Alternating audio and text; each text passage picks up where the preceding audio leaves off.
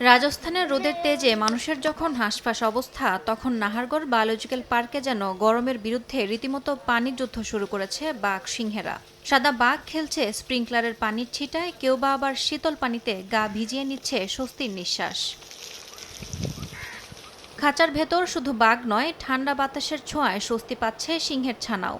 বনের রাজা চুপচাপ বসে আছে এয়ার কুলারের সামনে।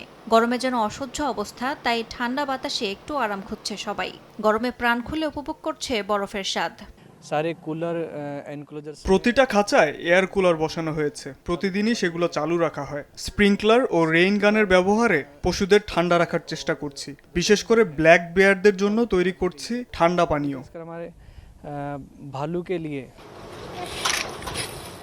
ভারতে এবার গ্রীষ্মে তাপমাত্রা স্বাভাবিকের চেয়ে অনেকটাই বেশি থাকবে বলে জানিয়েছে আবহাওয়া বিভাগ। তাই প্রাণীদের জন্য এই বিশেষ ব্যবস্থায় এখন একমাত্র স্বস্তির আশ্রয়। অসহ্য গরমে প্রাণীদের স্বস্তি দিতে তাদের সর্বোচ্চ চেষ্টা করছে নাহারগড় বায়োলজিক্যাল পার্ক কর্তৃপক্ষ।